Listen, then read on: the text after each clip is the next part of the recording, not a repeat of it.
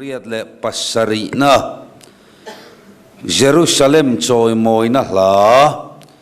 hemi sam number somriat pasari tlo chan hian John Newton chuan ko ran choi moi na la nang ma thil ro puiten soi ti hi alo phua chuak nge a kanin khom kan hlan nung a po kan magician te an lo in rin theina turin kan thlang ngal ni sela sam number somriat pasari tlo chan hian John Newton chuan nang ma thil ro puiten soi ti lo phua chuak ani pathian thui ngai thla ang alung phum chutlang thiang lima te chuan a om lalpa chuan Zion kul kongkhar te chu Jacob ho om na song song ai na ngai na zo kani o pathian khopui ichung chang thu ro pui takinan soi thina ni mi ratu te zinga antel ve ti Rahab le Babylon chung chang thu ka soyang Philistia le tura hi Ethiopia nen hian ente u hemi hi chuta piang chuani ani hemi le somi soma piang an nia chung nung berange chuana ma chu ting he tang ti Zion chung chang thu chuan soyang lalpan mitin minga zia khuna chuan hemi hi chuta piang chuani tina chiarang lasatu ten Allah matenen chuan katuina zong zong chunang mani omni anti ang lalpan na tu thiang him mal som ro sem amen upa ke lan ming liana khenga ko san ho te min choi min om puya wangin lom thu kan thila che amen zanina hian lalpa imi te ta nai buat sai ko san pathian kho pui ti nang ma thu chu ngai thaturin ko san ho te biak buk thiang hima kan lokal kho mania lalpa soi tu tur kan speaker tharawin nangin chung khatla amamuang zelin taksa le tharawa nangin ti chak tharla kan due tin ko san ho zong ko lalpa thu kan ngai thak turte mangin tharawin a tharin min pol le la heng thu nge mang hian nangin min ti har thar le ang che lalpa kan pathian kan dile kan be sei na ai na sa zo ka min tho sak thin tu zanina hian ko san ho te heti zat local khom hi lo chamin min ho tir lowang ti kan ringa lalpa kan pathian tharawin nangin min swai min ong pui tla tang che kan lalpa Yesu Krista mingin kan dile tunlaya zoram khovel pathianin tharawin min fanga eti la hian zanina kan thu pui soi tur hi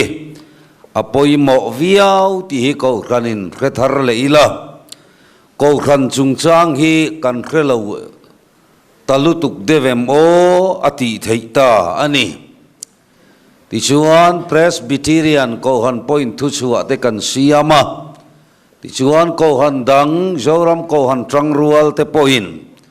thei to pa ma kan lak lai hian tu kem ma emo kan lu ta chuta kan lo honga rong bol tu ro pui ong bol tu senior kan ngai po hi testimony anan soya an trong vai le mai thin tin ngen ti kha tun ma chuan ko ran rong ka lo bol thina tuna chuan pathian rong ka bol to dona ten ron tia ngai tua chiang le lo nu then khatan lo hallelujah man mo le nga la then la chuan ko han rong bol lo vin pathian rong i bolang lo ti ta lop la kan bo lo wa chuwang chuan eng hinge ni om sia zanina hian kan ko ran hian in sirdon teng ule ko khana kan chian lo zia chumo denomination a hian kan buai lu tukani kan ram zim te a hian pol atam lu tuk ai hi za thak kan in ngei bok si lo pol tam zia te mo reverend silian ming thanga record dan phei chuan zoram zim te a hian ko ran anga in chal pol hi somriat le paruka om amak ber phei chu bulldozer mai cham anin ti ani kan venga ten an local anga min nor khok ve kang ti hlau om takani magdewashin vanram kal kan tum vek sia le ya kanin ngei si lawa ke chu ka ngai tua lo mole le ya in ngei le lo hi vana kanin ngei thut ka ring lo reng reng chu wang chuan issue po hian he mi zo van lo chowa vana buai don hi tianga mi zo jong hi rem huna min pet liam thave kang ti hlau om tak mai ani chu wang chuan ni ngai tua tiang kanin ngei lo sia ti ro enge ni vanram kal kan tum theu bok sia ke chu minga ten kan buai ni te hian ka ria chu wangin min zo po hian presbyterian hi chu kan in ti thei deu zep thu cheng lo kan upa te poi khor in han kal po hian an presbyterian thut deu kat zel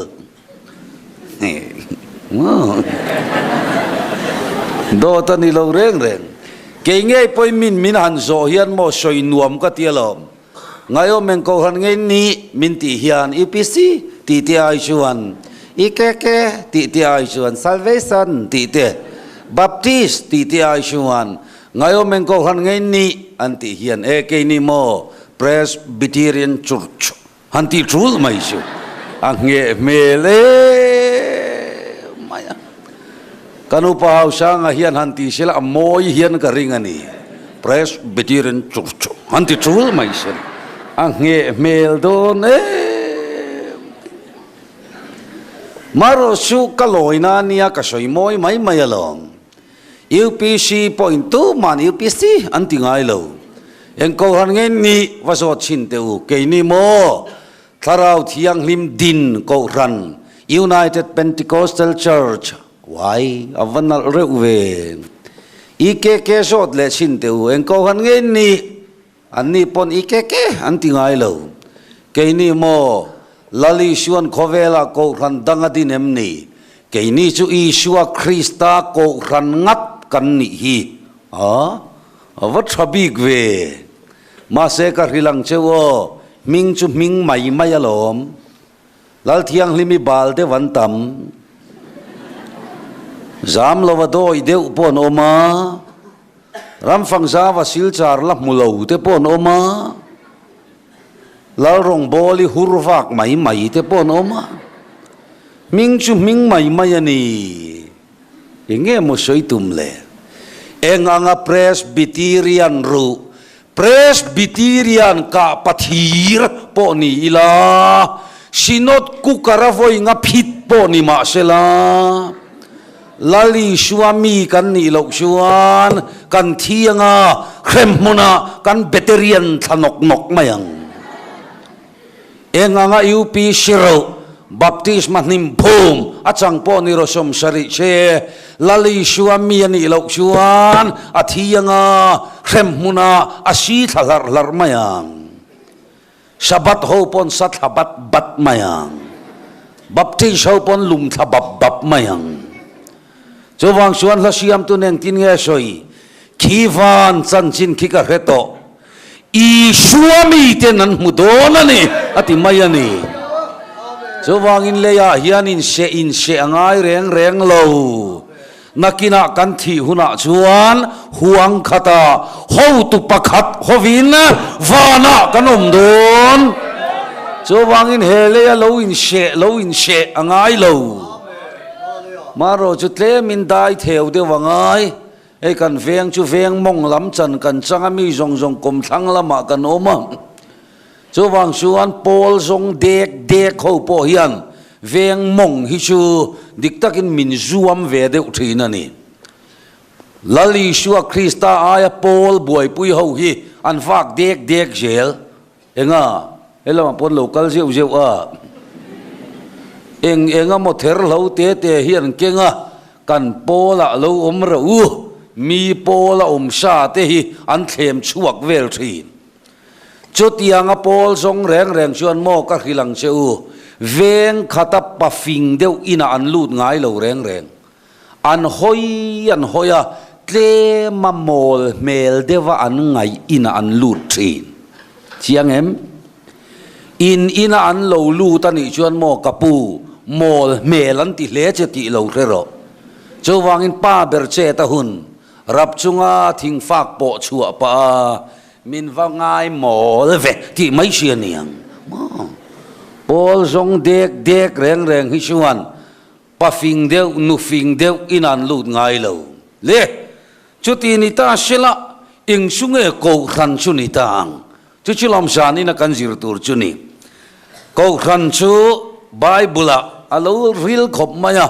zanina chuan hei huna kal duai towa Greek trong Hebrew trong ko hal iglesia korea ke ti lamvel kan soi man lawanga kan vai khiat thiam zong in ti hian kan soi jung jungang ko khan sia lo lan tran na chu bible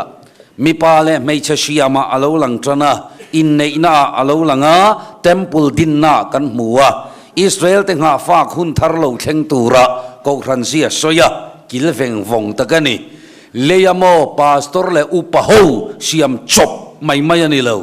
tlan tau ho din chop mai mai ani lo tunlaya kan soi ve mai denomination hi ani lo tunlai te chuan mo atlan tawa paing in pol an din maya pol lo pol ten dina an tlan tawa pol lo pol ti ve lo pol an vadin lea an lalungoi chuang lo chu ta du lo ho chuan lal chung kwa an dina an tlan tau lea nun na lal chung kwa an vadin lea an tau le huna phei chuan lal ko chung te pon la dinanga lal ril lal pum pui te hi a om lawang ti soi thei ani lo chu wang chuan ko khan chu phua chop mai ani lo en ro le tu thung luya ko khan ti trong kam chi kan mulo atluk pui ro tam mi pui pung khom atelin kan soyang tu thung thara chuan tam maya sual singa ta ko khan juda huang singa ta ko khan gentle huang singa ta ko khan atam lutuk ko khan chu nakina mi tur tu na lo chan lo kani leya phua chop tlan tau ho siam mai ni lo leile van le chunga thilom song song nei tu lalpa pathianin chatuana trangkhan arua mana afa pathi na le tho le na mangin he leya mar tar thisenin rondina chu chu tharau thiang limin alu ani chu chu ko khan chu ani kan man thiam em o kongai takin team hovin min tran pui ro ule ko khan chu pathianin arua mana lali suan thisen thiang limin adina tharau thiang limin alu ani chuang chu ngot po chu pawalai saum tak teu in thin lunga lal pan han ti far selakan valok don em leya phua chop mai ani lo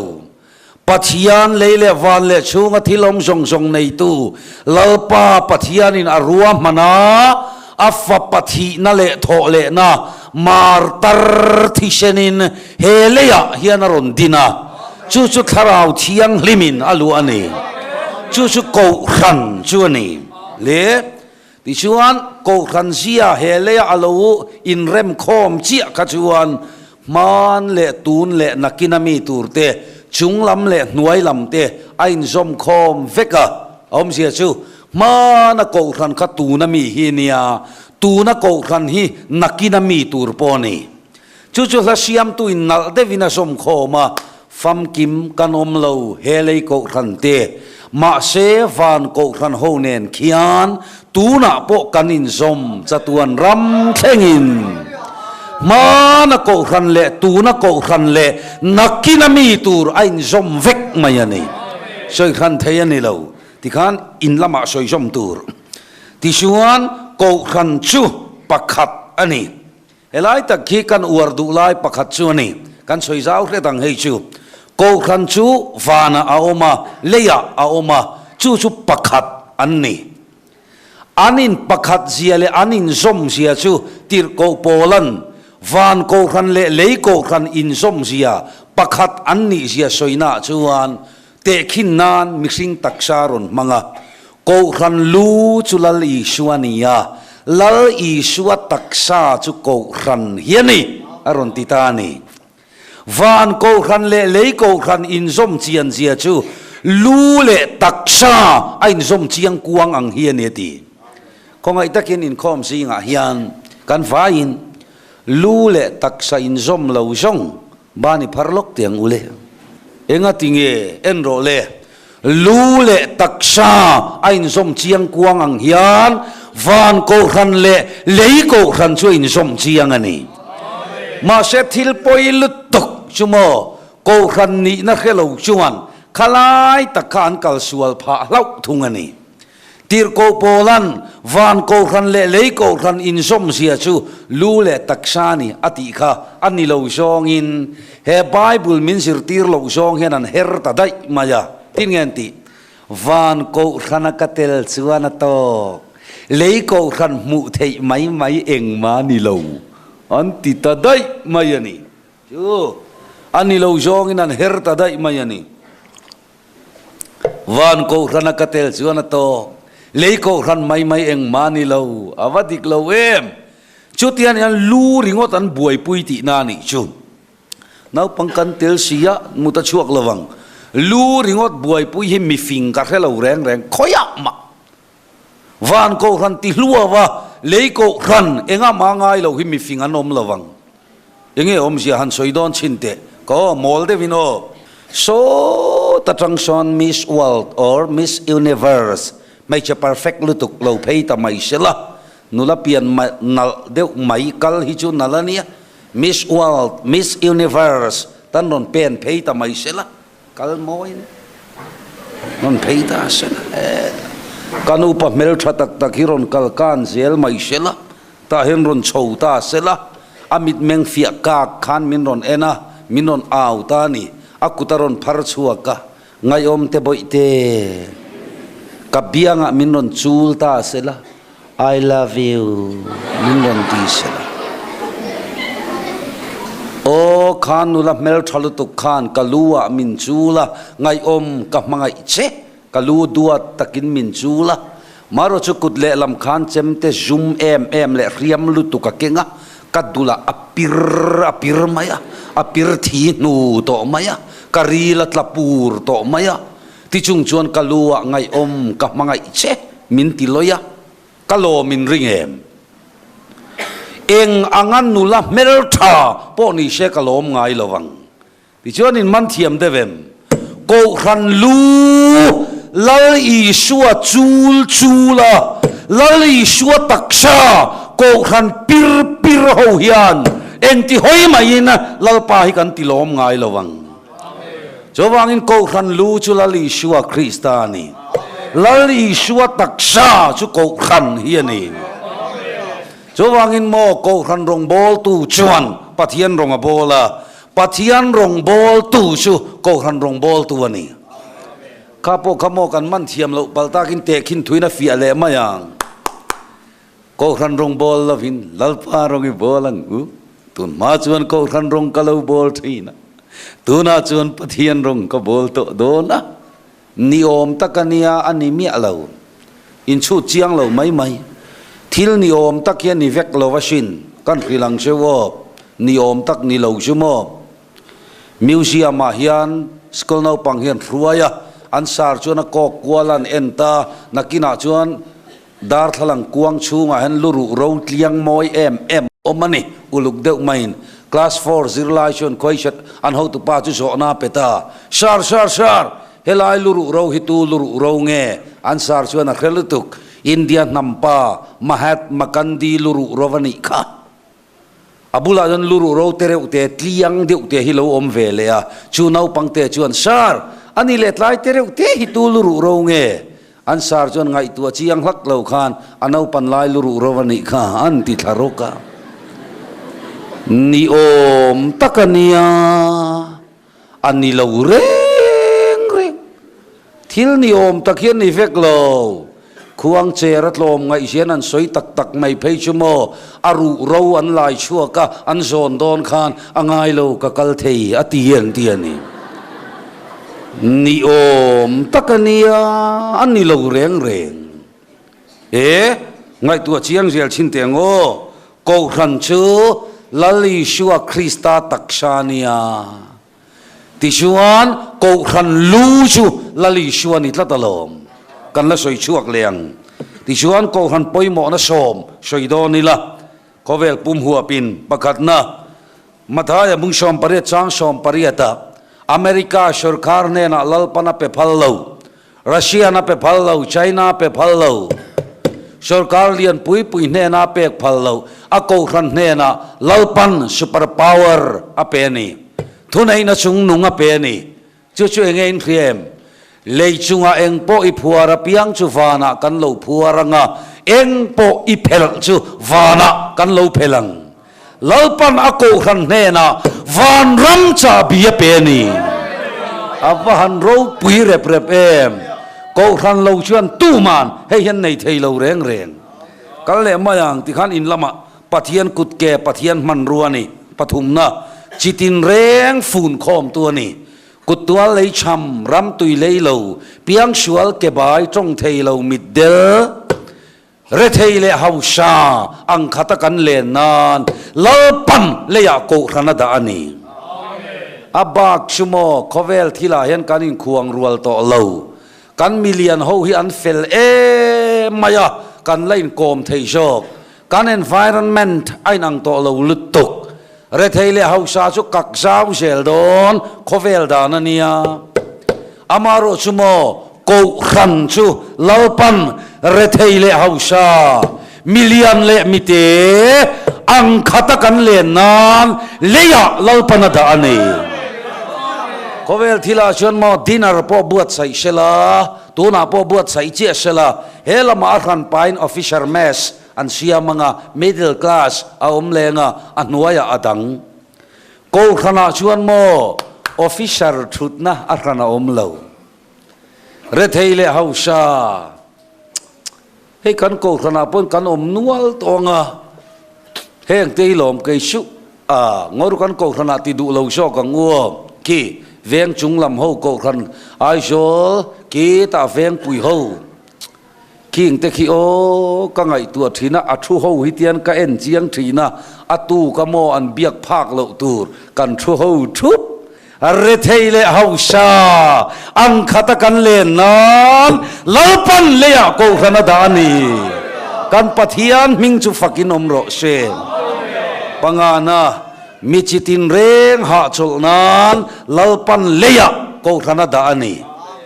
elai takte himo atlak tlak van duai kan timayang chu MPF campaigner tho kan ya kai po ai engei soyom sia chu in thangram kan nia tiru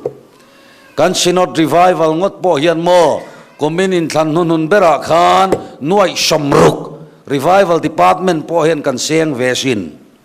in than namuan omle tha lo chua theina turin kan sinot hian mawan lana saem chu chu apuma se na ni lo revival mintir chuanan big mo additional budget athar katian ron ruam man ringot po kha noi somru kania engei soi chan engai tha chin ten ka ngai tu thina lo mo ko khan ro pui sia hi chu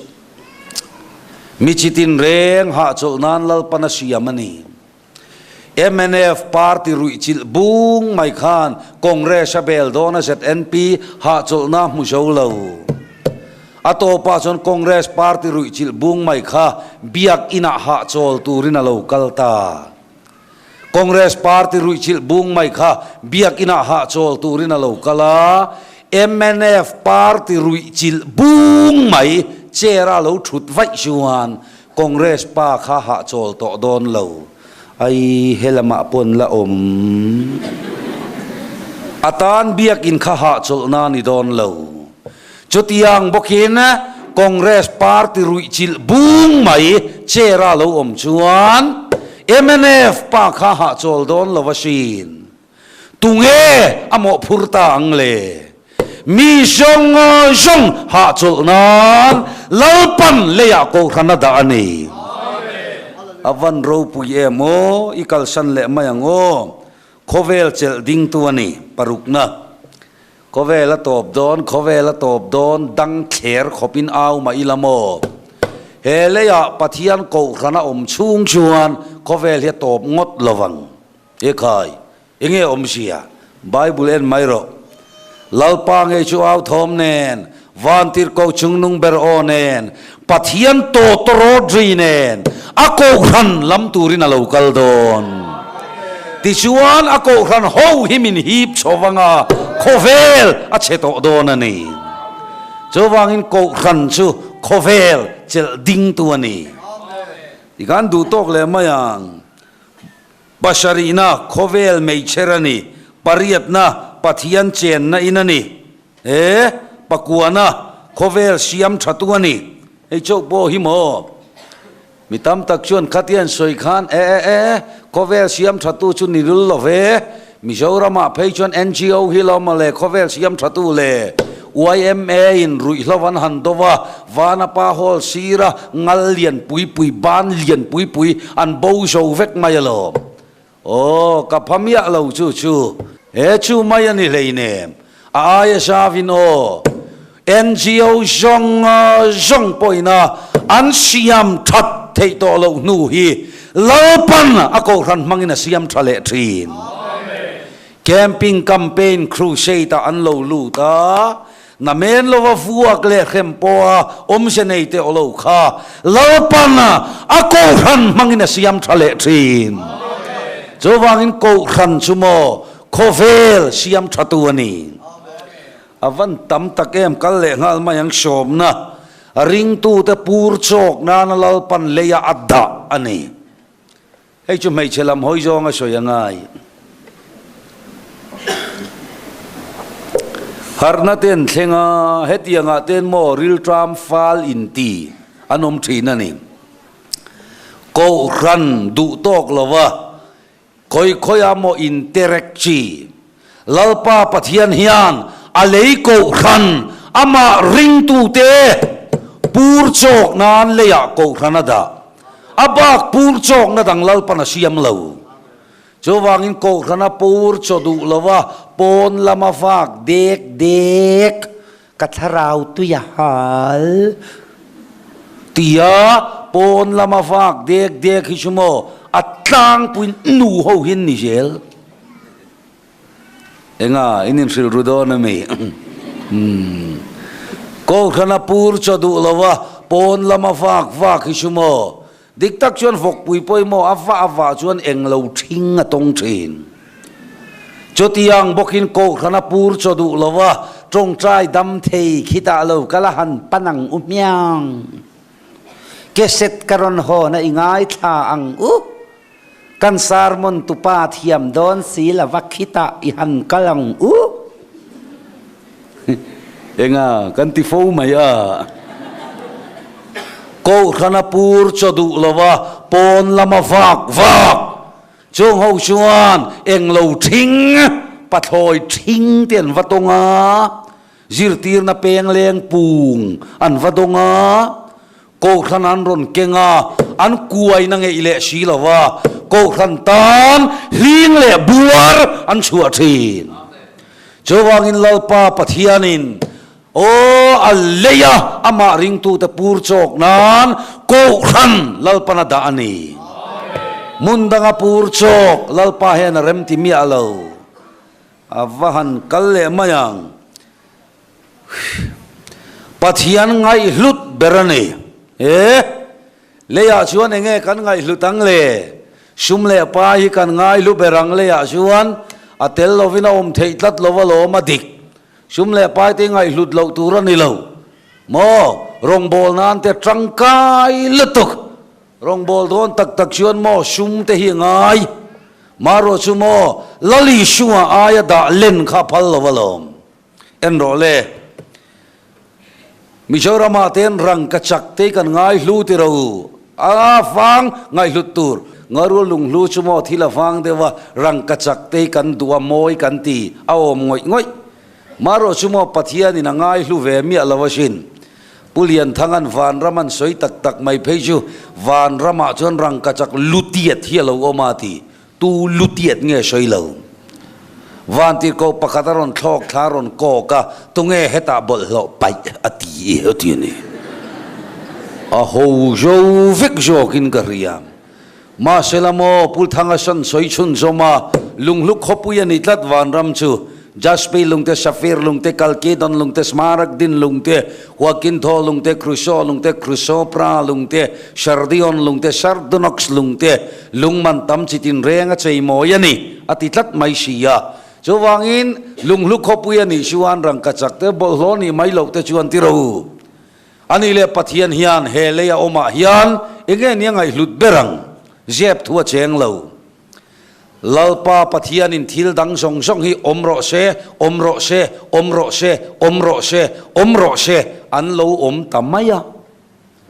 amaro sumo ako khan siam nan chuan afa pathisen amangani chowangin pathian in heleya angai hlut ber chu ko khan hi lalpa nangai hluber chowang chuan a en kol turatan po hian mo athiam amiro pui lalpan thang reng lo chowang chuan mo ko ran en kol tur hian lalpan du tui khop alian a hau sha inti lal na tur chi poni lo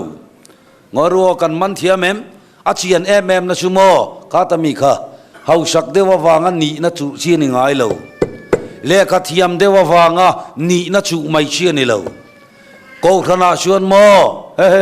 lung rem sang rem takain suk tua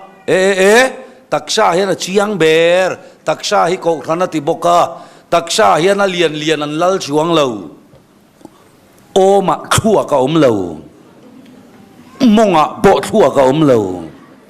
a ya te jok da ya luwa thua ka om ni lo mi thua kin rovarela arorel ang hian an om mai jok tui ka indu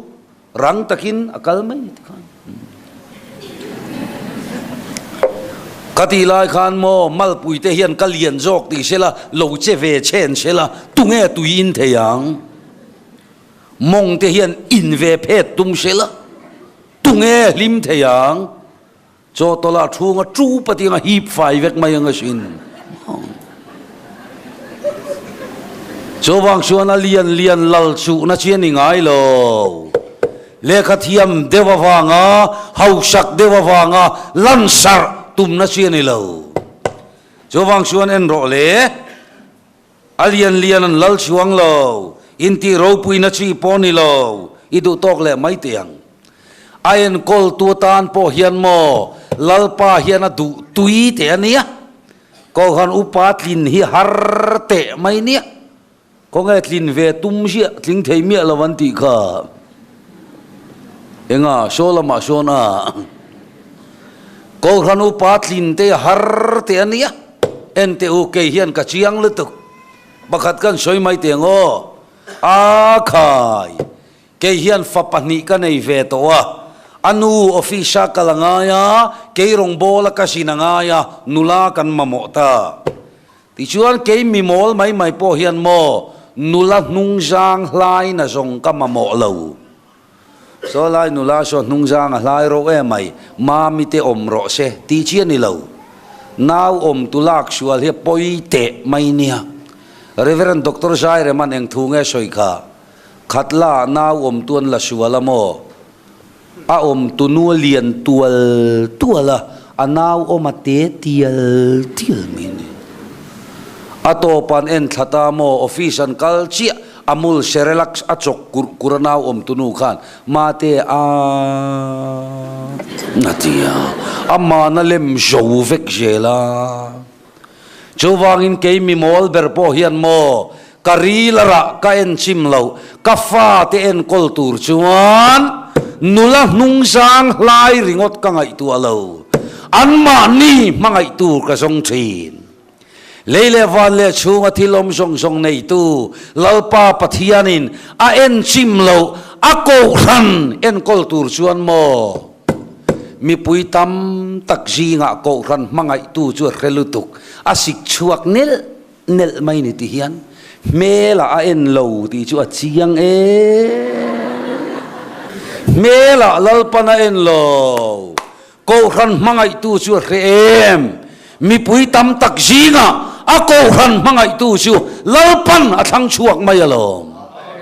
so vai ko ran upatlin te ti mai ani lo har devasin idu tok le mai ngo arei lutuk don taksa trangin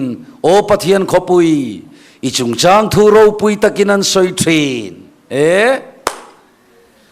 nau pang khao heti zong hian min ngai dam mai ro u nau pang khiat thiam zong in ti zong hena toy mayang ko ran chu taksa ti bokamo achung chang thu min ro pui takan soina chan chu lo manin lom puya tuar anin tuar pui thin wangani taksa tangin isir le mayang o taksa hian peng tam taka oma lo manin lom puya tuar anin tuar pui thiam zia ko ran chu taksa ti boka ka o ilo tre pasin ti khop hian peng atamamo ko ran zia ni chu kan soi lo manin lom pui thiam zia chau lu in lukhum thar aneya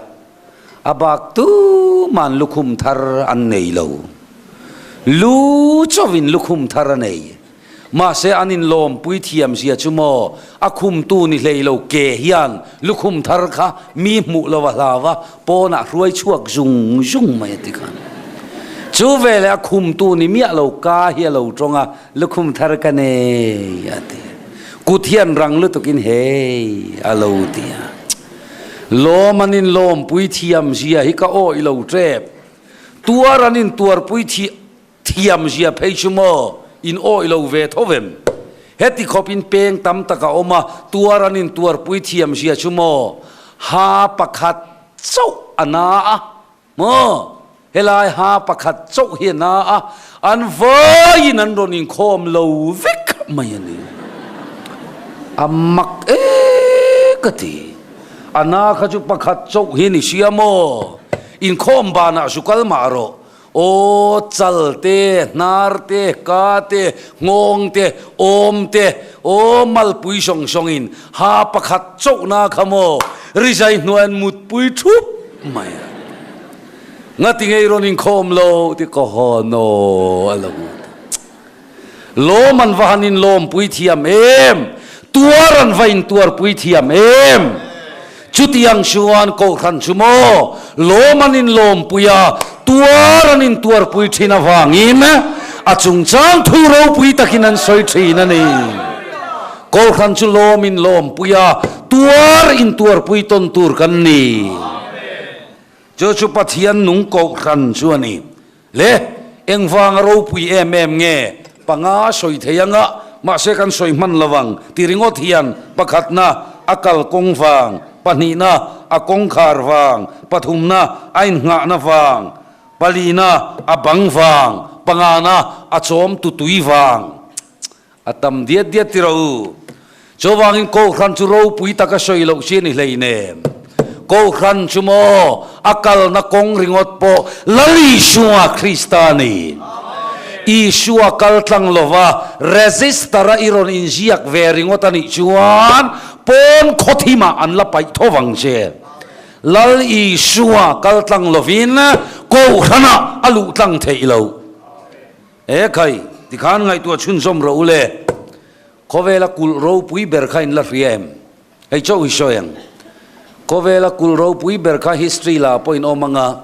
Mediterranean Sea le Atlantic Ocean re kara kuan lungpui KM ni le chan velia na oma malai sarkar masa Turkey le ai Gupta khanan otlutuka vertlang ila khopuya sia mangantia maro chu lungkhu changlutuka an vertlang theilo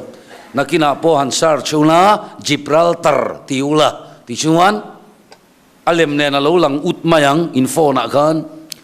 ta chuan enge lo thlengta kha tai khanua Britain lalram alo ding ta Britain chuan khol thaso kina vertlang ta hlau maya a verdar ta huo maya a chunga khopuya siam ta sipai nuai khat ada lu ta an kum thum ta tur supply an thiar lu ta current mangin kong kapuyan khara ananin do tamayani ka a flim khain en ve to em lungpui chungan om dai to sian ni kha mel masipai thin urlutukin lungpui KM ni lechan velian kha an thir hlom tank khan ron sut ke antuma ai aza thak ating el min tingai na hlola omlo an thin urlutukin chunglama tangin fighterin boman thaka akhu chem thei chowa an ni ve thungjan lungpui karan hong thut thuta an du lai lan kap al puat puat tamai sia atopa mel mai nan ne thei talowa British sipai chapo an la khain la rem Gibraltar a che thei lo eng wangin lungpui chunga tlatalom ani le ko khan hi le ko khan in nga na kan la rem lali shuan eng tin nge ti Peter nang Petera ini ti ka rila che ti chuan Petera kok talovin I shuana kutala leta he Petra a hian ka ko khan chu ka rem chowanga cho mit thi khokul kong khar poina ne lowang awan moyem ka soinon leang Peter nang Peter ini ti ka rila che Petera kok talovin ama in kok ta he chatuan lungpui Krista Yeshua hian ka ko ran ho chu ka rem chowanga chu mit thi khokul kong khar poina ne lowang chatuan lungpui Krista Yeshua ko ran chuan lunga phum tlata mel matan ti chiat thayani lo lalpan chandam na bangina hungtlat ti chiat mai thayani lo chatuan lungpui in ngat chu engin nge ti ngi ngang che ati mayani chowang chuan ti chiat mai thayani lo ko ran himo enga mo parin ti ro pui deu ten ko ran ti chiat mai an tum thin mo anti che zo don lo tin chu mi pia abak jong in kan soiteng tle ma ko rana in mang in ti thadeu ten ka tel lo chuan ko ran hi engan ni lei long e ka ti that pe lo chuan engan ni long e chu tianga ti thin te chui no mem ka rilang chu o chu tianga ti thin te u in lo te la tang hian alom kan buai ka tel lo hian ko ran hi thei don lovamo kan tiang e o Reverend Dr. Zai Reman pastor retreat pastoran retreat mai chumo anna repasin zoram pastor rual song teu in poimo na kar khat kan soito zanin chin poimo lo na ka soidon pastor song teu ka tel lo hian ko ran hi thei don lovamo in tiang e in pian ma dai na to an ti chou tak maya Elijah ron la chua ka jol nei ro pui lutuk Elijah khan o pui thiam bal pui thiam zali som nga tha nuwa Jezebel lavin jone par thing nuaya thia dil vel kora atielom bujayan lalpa jol nei jong ten that chimit veka keicho himin zuwa keipo min tha an tum ati vela pathiana ron trongta enga eng mai soi Elisha keima chau hi rong bol tu ka itiamo ka hilang che nang ma tel reng lo hian ba la ma thing ai lo mi sang sari kala ne yasin chowangin kei point ka rong bol tu ka du to big lawang che I ai o in Elisha riak wathi ngal ro le kan man thiam em pawalai te u lal ngai omatel lo himo lalpan evangeli sanga lutok itel lo hilalpan pavalaya nga lutuk hey mihlim kalam thadu lo veitiamo itel lo himo lalpan mihlim anga lutuk kan tel lo hilal pan rong bol tu dang hianga lutok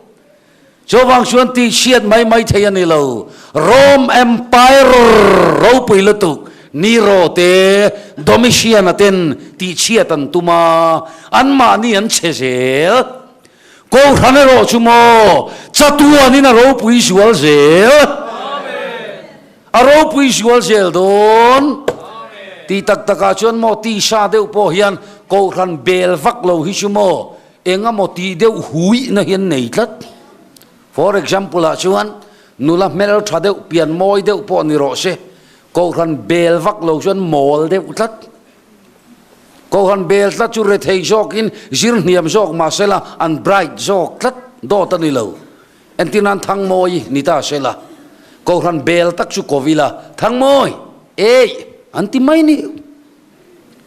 cô khăn bèl vắc lâu chú mô thằng môi cái mà mô anh tí lâu mấy anh kiếm lâu thất đó ta ni reng lâu cho vang in ngay tua siang rồi ti siết mấy thấy anh lâu kan tun lai khove la ten ke chu o ko khan ro rel soi she lin na tak takin ko khan an be hi chu o tir ko te thil ti khalo chiar le phot bro u tia sms thon hi ka chak thin ko in ti ro puilo tuk Gamaliel la ke bula seilian le khathiam tir ko polan ko khana khen khain la khelomi Damaska daya ko khan ti chiat tumin a khenga cô ra ni nga ma ngai lo ma se khenga ato pa voi khat chia cô ra nan kheng lak maya eng tin nge om ta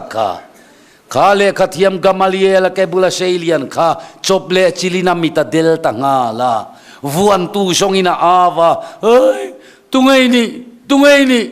lalpa tungai ni chu vele o lo chua ka iti du da isua kani hi pola enga tinge nang in ke himin ti du da kami trum khan tir ko pola khan lali shua maya abengami beng nang ko khana ti du da tungai ni lalpa anti chuan iti du da isua kani hi jowang chon ko khan le lali shua chuin zom tatalo mole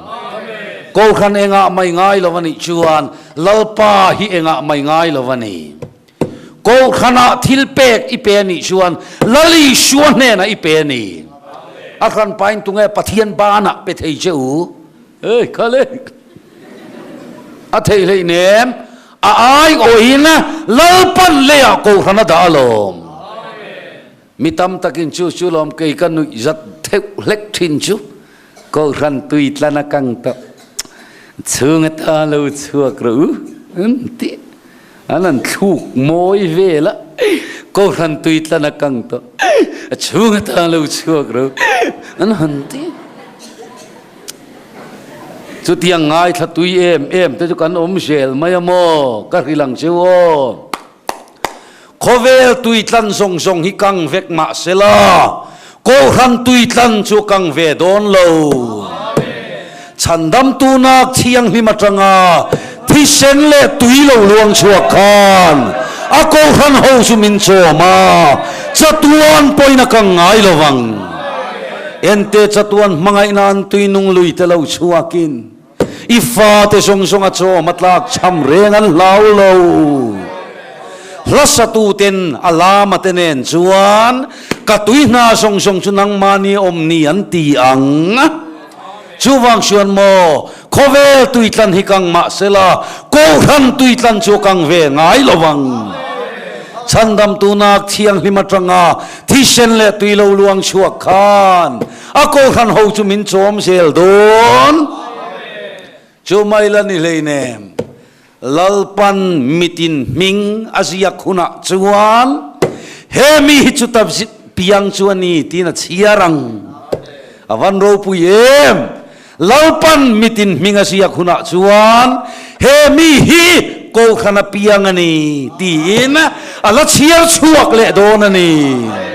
avan ro puyem chu chulom John Newton an mu chuak tamai chu lalpa ke John Newton ave mai hi iko khan zion khopuya mintel tir phal ve phot chuan he khovel zong hian min musit ma sela i ming chau ka chuang toang chuwang insan ina ko khan mi puisa om takte u chu pathian khopui ko khana nangle ke kan lu ve theinan ko khan kong ka pui chu lali shua thisenin min hon sakta avaro puyem chuwang in then khat tianga kanin khom te ban san lovin lalpa le ako khan ta ni ka selang u kovel moina ropuina ral mek a ropui le moina nen Zion fa ko khan mi te chok lo chuan lom na tak an nei ngai lowang Cho wang chuan ko khan hi varo pui em lali shua taksani a ko khan lam turin lali shua local le don lalpan na thu tak thiang hlim mal som ro swing amen